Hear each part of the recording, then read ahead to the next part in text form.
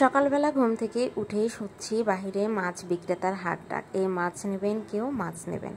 তো শুনেই জানালা দিয়ে একটু বাইরে তাকালাম, দেখি যে ছোট ছোট মাছ নিয়ে যাচ্ছে।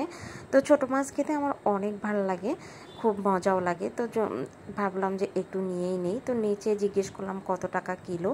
তো মাছ বিক্রেতা বলল যে এখানে 250 টাকা, 250 গ্রামের দাম 100 টাকা, মোট হচ্ছে 400 টাকা কিলো, এরকম একটা শুনলাম। তো আমি বললাম যে দাম কমে দেবে কিনা। তো বললো আপনি নিচে আসেন, তো দেখি কথা বলি।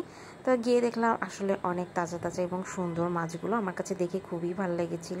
তো শেষে আমাকে হাফ কিলো দিল 150 টাকায়। তো আমি মাছগুলো নিয়ে আসলাম এবং সঙ্গে সঙ্গে কেটে বেছে নিচ্ছি, এবং সবগুলোই মোয়া মাছ, বড় ছোট মিক্সড আছে, একদমই ছোট না। তবে মাশাআল্লাহ অনেক ভালো হয়েছিল মাছগুলো, আমার কাছে তো খুবই ভালো লেগেছে। তো যাই হোক, মাছগুলো কেটে রান্না করলাম। আর অনেক দিন বাইরে কোথাও বেরোতে যায়, ঘুরতে যায় না, তো ভাবলাম আজকে একটু বাইরে যাব। তো সাথে লাবিবা, সানি, সেই যায়, সবাই মিলে আমরা বাইরে গেলাম, একটু হাঁটতে, গ্রামের ভিতরের দিক চলে গেলাম আর ধান খেতে গেলাম। অনেক সুন্দর ঘ্রাণ ধান খেতের। আর এখানে সেই যায় একটু পোস্ট নিচ্ছিল সুন্দরভাবে, অনেক সুন্দর করে হাঁটছিল। ও চাচ্ছিল ধানগুলো একটু ছুঁয়ে তারপরে নেড়ে চেড়ে হাঁটবে, তো পারছিল না, ছোট মানুষ, ওর হাতটা যাচ্ছিল না। তো অনেক চেষ্টা করে ওর ভিডিওটা করা হয় শেষ পর্যন্ত। আর এই দিকে খেজুর গাছে খুব সুন্দর খেজুর হয়েছে। আর ছোটোবেলায় আমরা এরকম খেজুর পেরে পেরে রাখতাম, মানে আমার নানার বাড়িতে খেজুর গাছ ছিল, তো আমাদের জন্য এরকম করে পাঠিয়ে দিত খেজুর, আমরা লবণ মাখিয়ে রাখতাম, আর সেইটা একটু পাক ছাড়তো তবেই খাইতাম। তবে খেতে খুব একটা বেশি ভালো লাগতো না, কারণ দেশি খেজুরে শুধু বীজই থাকে। তবু ছোটোবেলায় সেটাই মজা করে খাইতাম আমরা।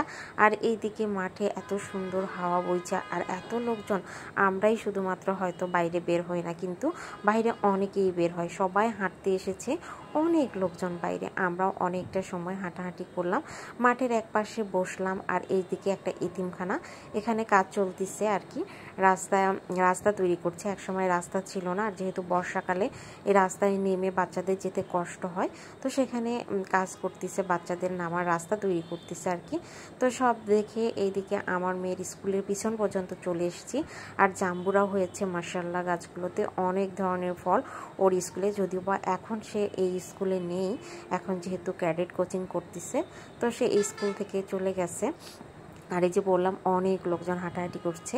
আর এই জায়গাটা আমার কাছে অনেক বেশি ভালো লাগে, এই জায়গাটা দেখলেই মনে হয় কোনো পাহাড়ি এলাকায় আসছি, আর পাহাড়ি এলাকার বাড়িঘর সেইটাই আমি ফিল করি এই জায়গাতে।